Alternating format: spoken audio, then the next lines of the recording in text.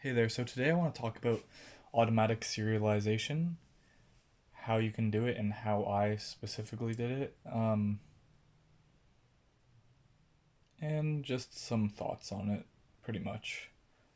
Most of it will be at a conceptual level, so I won't specifically be talking about a particular language to implement this in, but I did implement it in C++, um, but it could be easier in other languages. So the first thing is you want a system that can look at your source code and say, for this object, I want to be able to serialize this object.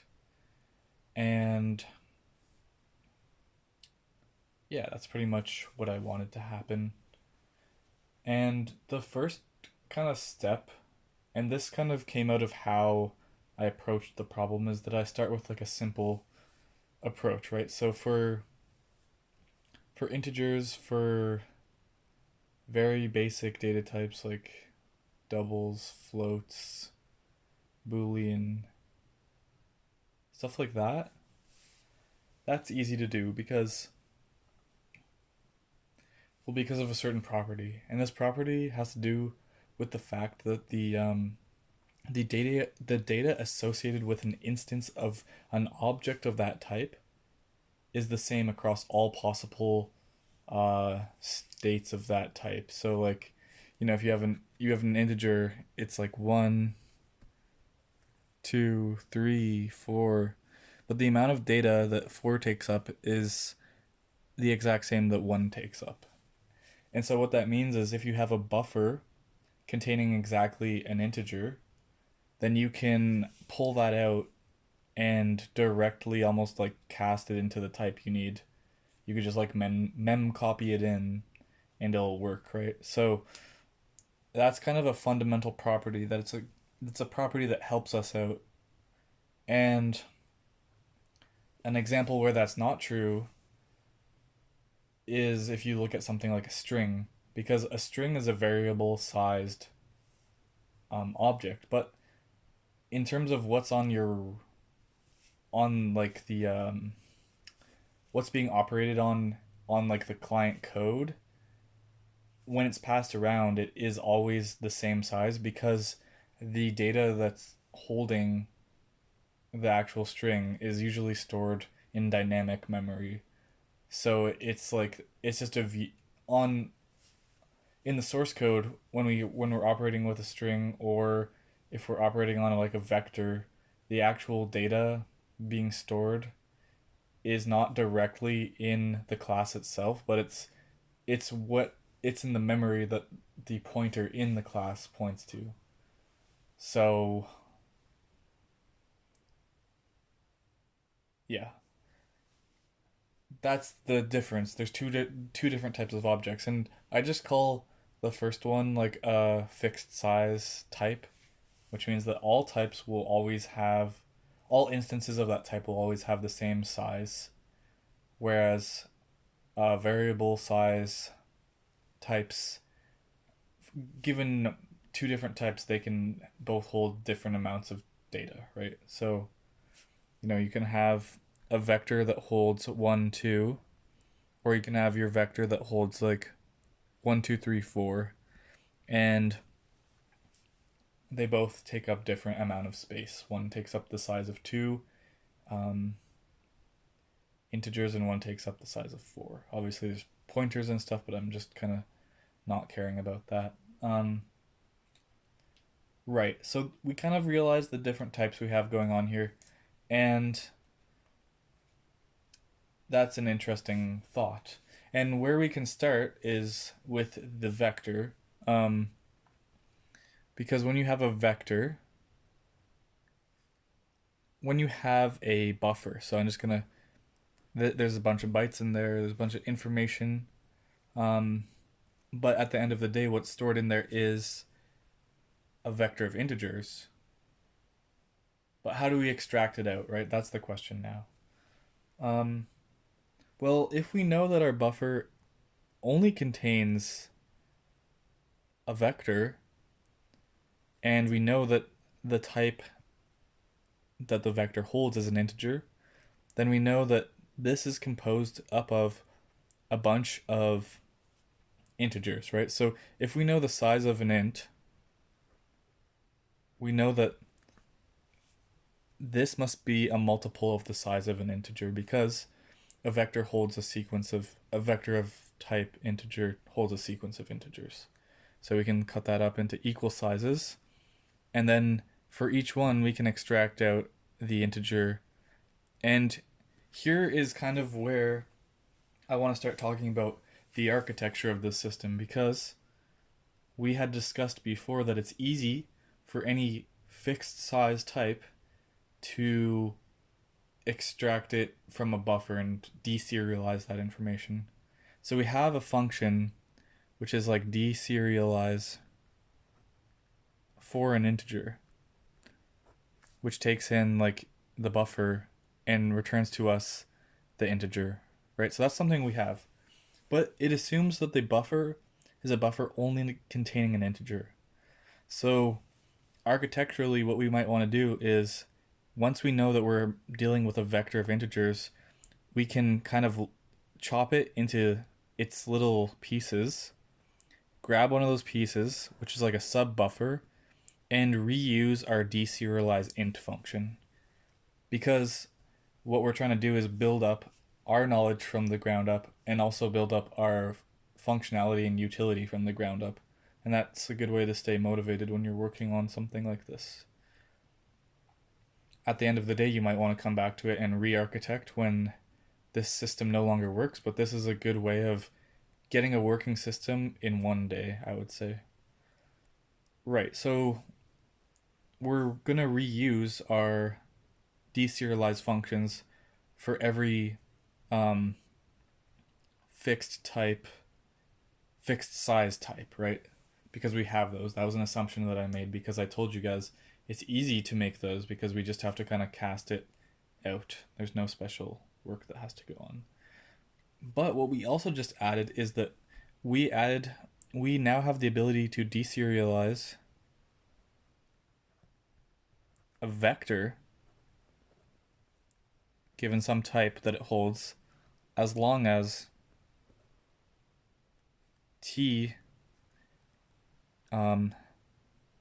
has fixed size,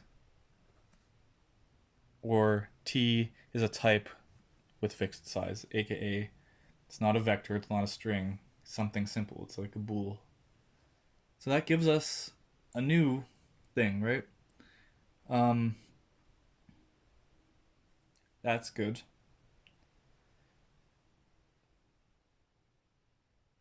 Now, now what? Well, what about vectors where t is not a type with a fixed size? It's a variably sized type t. What would we do in that situation, right? Um,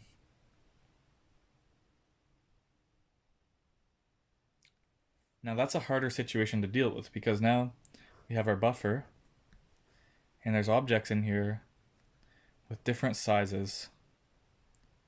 And when I say this is our buffer, I'm saying this is, we at least know that the information like corresponding to the type is there, but perhaps there will be more information that we have to store. I'm just kind of putting it out there as an initial idea. So in the buffer, we have a vector. Each type has a, well, the type t is no longer a fixed size. We're now looking at the situation where t has a variable size.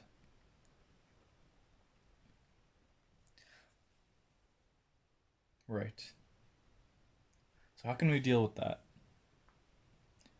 Well, before we came up with a method where if we knew, because we knew that each inner type had the same size, we were able to divide by that number to determine the number of elements in the buffer, and then get sub buffers, and then use a previously defined deserialization function on each sub buffer. And that gave us a way to deserialize the whole thing. So we want to redo that, but that trick isn't going to work anymore because t has variable size, we can't divide out. There's no common size, right? Um, and there's a way to fix this. I'm not saying this is the only way to fix it. It's the way that I thought of fixing it, and I'm sure many other people thought of fixing it this way. But if we store the size right in front of the element, so for each element here, so I'm just going to call this, maybe this is E0, E1, E2, E3, E4. In front of each element, we allocate a little bit of space to say how big that element is. It's going to tell us how much we have to go. And the reason we're doing this is because this gives us an iterative way to look from left to right and determine how far we need to go to get to the next element. So if this one says, oh, like 2 here, and I'm not specifying the unit, I'm just gonna say forget units for a sec. Let's just say that there's 2 here. Then I have to just go 2 over, grab whatever was in there, and then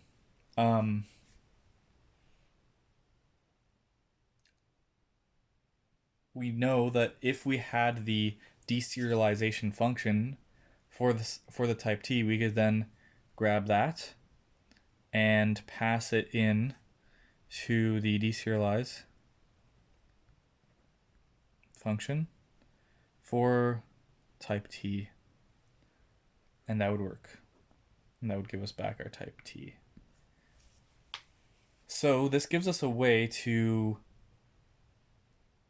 operate, assuming it's almost like induction. We're assuming that we have a deserialized function for the elements that operates on a buffer containing exactly that element. So as long as we can get the sub-buffer, then by like our induction hypothesis, this will work out because this will have existed beforehand and we can deserialize it. But there's something else going on here that we need to account for. How do we know when we're done, right? Well, the thing is, what I kind of sketched out was we'd move over and then we'd start reading the next one, right? But when we're at the end, how do we know we're at the end? And if we're not, then I'm going to read some garbage data here, which might not even exist and cause a problem. It might be out of range. It's just not even part of the buffer. So we either can't access it, or if we do access it, we're going to get some garbage. So we also need to store how many objects there are in this vector, because if we don't, that issue is going to crop up. So not only are we going to preface each element with the size of that element, we are also going to preface the entire vector with a count. And this count tells us how many elements there are, so we can iterate until we get to the last element, and then we can stop. And this is the format that we will use to handle vectors that hold types that have variable size. Some people put a count on these ones, but because we always pass in a buffer that exactly holds that object, we can use the division idea. Okay, so we've handled vectors that hold types, because there's only 2 types of types. Either you have variable size or you don't. So we're done with vectors, and now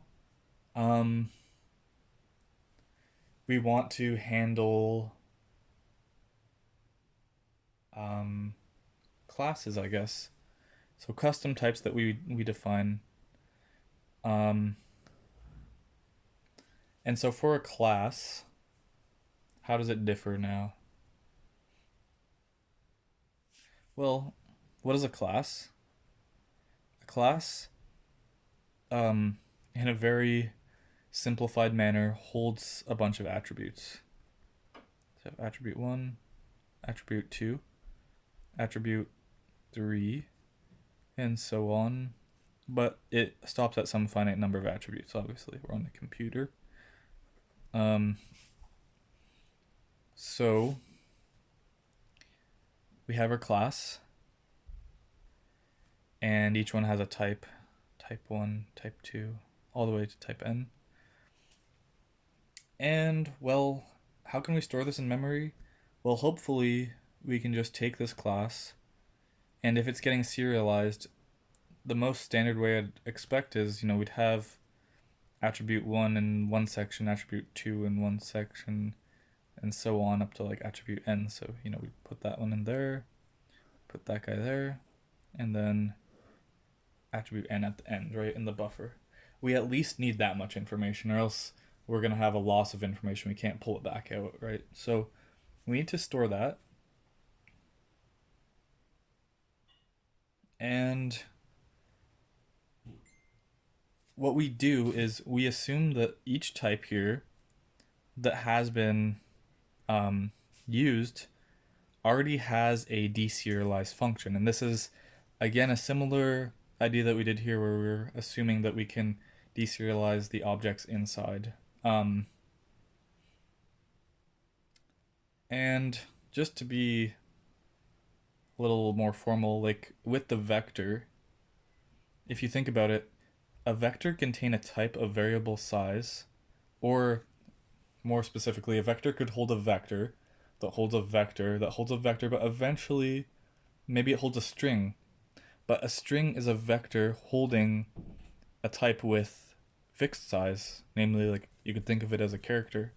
So there is a base case to like this. So the induction that I was talking about is a real thing, and the base case is when t has fixed size. And I'm taking that idea and I'm just applying it to a class. A class is like it's also a similar thing, but now instead of holding the same type each time, it's a different type. Right. So if the type that's in there has fixed size, that's easy to handle. We have a deserialize function for any type where t has fixed size. Again, that's because it's easy to cast it back out. It's literally the whole buffer contains the object, and so we can just mem copy it into the type we need. So we assume we have this. And that's good. For this is for like a fixed size. Fixed size, right? So if a type here has that, then when we create our deserialize function, all we have to do is observe the source code for the class and then sequentially call the deserialize function for each attribute that we find in the buffer, because that's how we're going to serialize it. As we said, we're just going to throw them in there. And the extra information that would be needed is when that type doesn't have fixed size, when it's a variable size type. Because when it's a variable size type, we can no longer just sequentially like iterate along and just pull it out. We don't know how big the rest is going to be, right? That's the issue that we talked about here, and that's why we need to store the size in front of it. And that's exactly when type 2, for example, is a variable sized type, then we need to be able to extract the sub-buffer associated with that data, and the only way to do that would to know how large it is, and the only way to know that, since it's a variable size, is to bake it into the buffer. So we read this size, we grab that sub-buffer, we pull it out, and then we, for that type, we also assume we have the deserialize function for that type, where that type is a variable size type. And so that'll be good. We can just grab that buffer, throw it in here, and then we get that result being the actual type back out. And then what we'll do is we'll do that for each attribute, and then we'll reconstruct the class with each one. So yeah, this is just what I wanted to talk about for how we can build such a system in a way that kind of makes sense to me, at least. The architecture is logical. Um, Obviously, you do need a lot of other infrastructure going on. Like if you are able to look at classes and get that information out, you have parsing of C++ files. You have a system that can hold on to classes in kind of a meta way so you can operate on top of them. So you do have a sort of reflection system going. But once you have that, then you should start to reap some benefits. So this is why I want to talk about how you can make such a serialization thing. Um, and in mine is a constructive kind of method. You first hard code your deserialization functions for every um, fixed size type. Then you can extend to, generic types, which are like vectors here that have variable size, and then classes. And the good thing is there's only a finite number of concrete types and a finite number of ways you can create a generic type, right? So once you kind of handle these base cases, you can start to work on your own custom classes, and that is really powerful.